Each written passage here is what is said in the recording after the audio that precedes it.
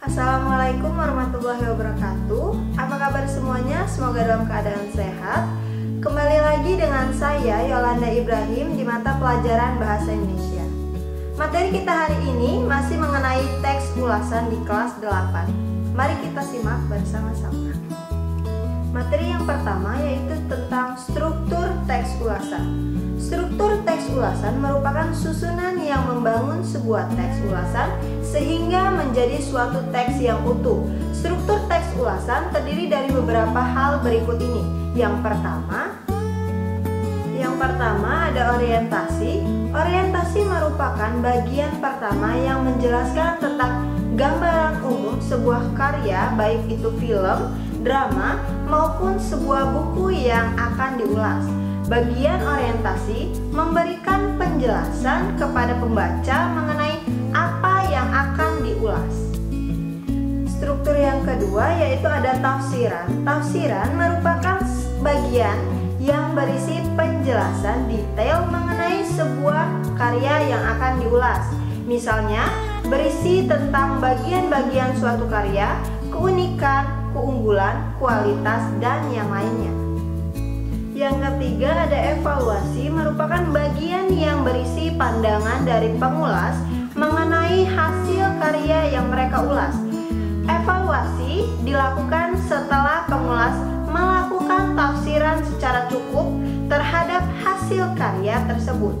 Pada bagian evaluasi, pengulas akan menyebutkan bagian yang bernilai atau kelebihan dari karya tersebut, ataupun bagian yang kurang bernilai atau kekurangan dari hasil karya yang mereka ulas.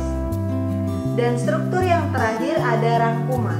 Rangkuman merupakan bagian yang berisi kesimpulan dari ulasan terhadap suatu karya. Bagian ini juga memuat komentar penulis apakah hasil karya tersebut berkualitas atau tidak untuk ditonton maupun dibaca. Materi selanjutnya yaitu ada kaidah kebahasaan teks ulasan. Seperti halnya jenis teks lainnya, teks ulasan memiliki kekhasan kaidah kebahasaan. Yang pertama, banyak menggunakan konjungsi penerang atau untuk memberitahu kepada seseorang, seperti kata bahwa, ya ini, dan ya itu.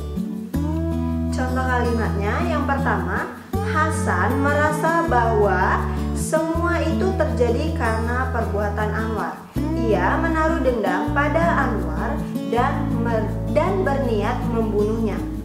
Contoh yang kedua, novel ini banyak memberikan pelajaran pada pembacanya, antara lain bahwa kita harus pandai bergaul dengan orang lain.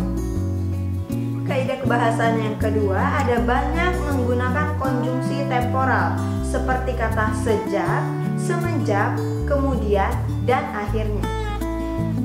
Contoh kalimatnya, sejak saat itulah pemahaman Hasan tentang agama mulai berubah. Ia mulai meragukan keberadaan Tuhan. Contoh yang kedua, kemudian ia mencari Anwar. Kaidah kebahasaan yang ketiga ada banyak menggunakan konjungsi penyebab seperti kata sebab dan karena. Contoh kalimatnya, akan tetapi karena Rusli juga pandai bicara, kemudian dialah yang berbalik mempengaruhi Hasan. Yang keempat, kaidah kebahasaan yang keempat menggunakan pernyataan-pernyataan yang berupa saran atau rekomendasi pada bagian akhir teks. Hal ini ditandai oleh kata jangan, harus, dan hendaknya.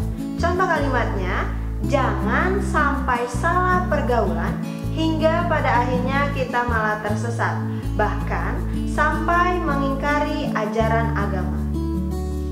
Contoh kalimat yang kedua dengan menggunakan kata harus. Contohnya, kita harus senantiasa berpegang teguh pada agama dan selalu meyakini dengan keberadaan Tuhan semesta alam. Dan contoh yang ketiga menggunakan kata hendaknya. Nilai moral yang kedua adalah hendaknya kita mau memaafkan kesalahan terakhir ada langkah dalam menyusun teks ulasan. Teks ulasan adalah teks yang berisi pembahasan atau penilaian terhadap buku atau karya-karya lain. Teks ulasan disusun berdasarkan tafsiran dan pemahaman atas karya yang diulas. Berbeda dengan menafsirkan terhadap teks lain yang lebih tertuju pada kepentingan sendiri. Penyusunan ulasan selalu ditujukan untuk kepentingan orang lain. Hasil pemahaman itu disampaikan ke khalayak ramai. Berikut ini langkah-langkah untuk menyusun teks ulasan. Yang pertama ada mencatat identitas karya yang akan kita ulas. Yang kedua, mencatat hal-hal menarik atau penting dari sebuah karya yang kita ulas. Yang ketiga, menelaah kelebihan dan kekurangan karya yang diulas. Yang keempat, merumuskan kesimpulan tentang isi dan kesan-kesan karya secara keseluruhan. Yang kelima, membuat saran-saran untuk penikmat karya. Lalu, bagaimana menuangkan catatan ke dalam teks ulasan lengkap? Dalam menyusun teks ulasan secara lebih lengkap, dilakukan berdasarkan catatan-catatan tentang karya yang diulas. Catatan-catatan itu dijelaskan kembali dengan memperhatikan struktur teks ulasan, kaidah kebahasaan seperti menggunakan konjungsi penyebab dan temporal, kata-kata penerang, dan pernyataan-pernyataan yang bernada syarat. Baik, sekian dulu materi teks ulasan di kelas 8. Semoga bermanfaat untuk kita semua. Mohon maaf jika ada salah kata. Saya akhiri. Wassalamualaikum warahmatullahi wabarakatuh.